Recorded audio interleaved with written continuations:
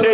আমাদের একদল ধর্মগুরুদের খারিজ করেছে, কাউকে আলো দিয়ে, কাউকে গাড়ি দিয়ে, কাউকে পুলিশ পাহারা দিয়ে, কারো ঘর করে দিয়ে, কাউকে মোটা অঙ্কের টাকা দিয়ে এর দালালি করছে।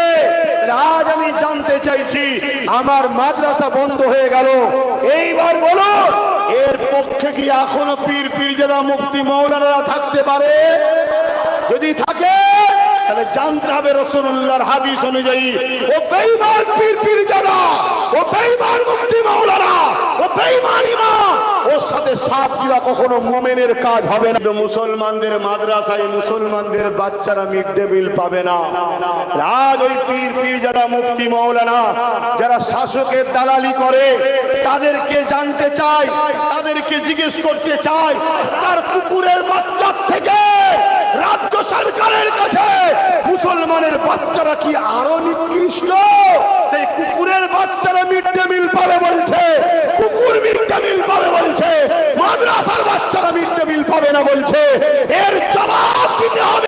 তাতে সামনে যদি কোনো পীর আসে তার বিরুদ্ধে লড়াই হবে, পীরজাদা আসে বিরুদ্ধে লড়াই হবে, আলেম মুফতি আসে বিরুদ্ধে লড়াই হবে। যেই হোক তুমি ধর্মগুরু, ধর্মকে বাঁচাবার জন্য তোর কথা নেই, ইসলামের দুশ্মনের জন্য তুই দালালি করছিস কেন?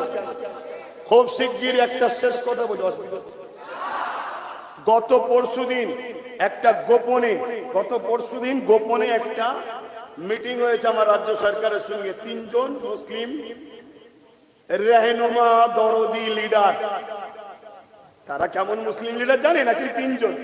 কি আলোচনা হয়েছে সংক্ষেপে একটু বলছি, যেটা সোশ্যাল মিডিয়া থেকে পাওয়া যাচ্ছে। কি তারা আলোচনা করেছে যে আপনি যে ওয়াকফ আন্দোলনের বিরোধী করলেন, এটা মুসলমানদের দিলে লেগেছে। সত্যি লেগেছে? কথা বলো।